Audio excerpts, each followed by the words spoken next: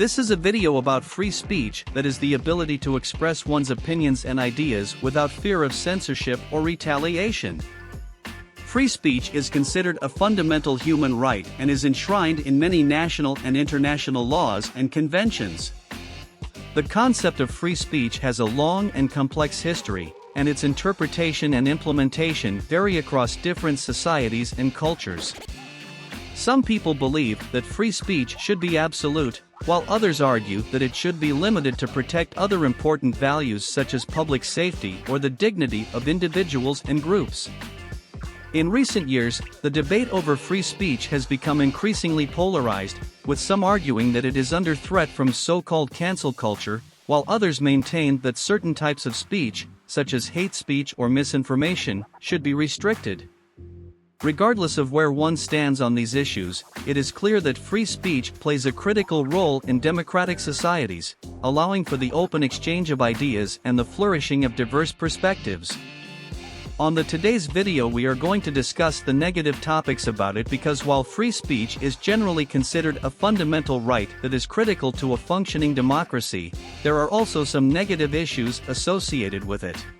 Firstly, hate speech. That is one of the most concerning issues with free speech is hate speech, which refers to language that attacks a particular group based on their race, ethnicity, religion, gender, sexuality, or other characteristics. Hate speech can cause harm, incite violence, and promote discrimination, making it a difficult issue for free speech advocates to defend. For instance, if someone uses their right to free speech to encourage others to engage in violent acts, such as a terrorist attack, then that speech can cause harm to individuals and society as a whole.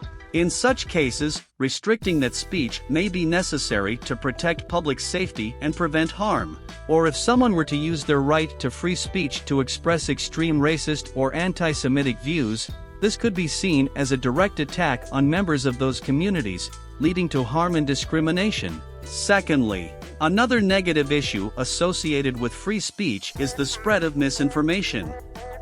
With the rise of social media and other online platforms, it has become easier than ever for false information to spread rapidly, potentially causing harm to individuals or undermining public trust in important institutions.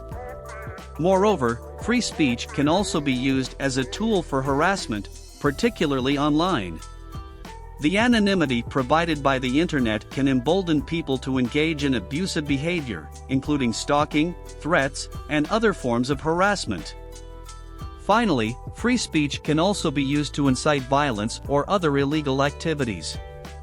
While some may argue that this type of speech is protected under the principle of free speech, it can cause harm to individuals and society as a whole.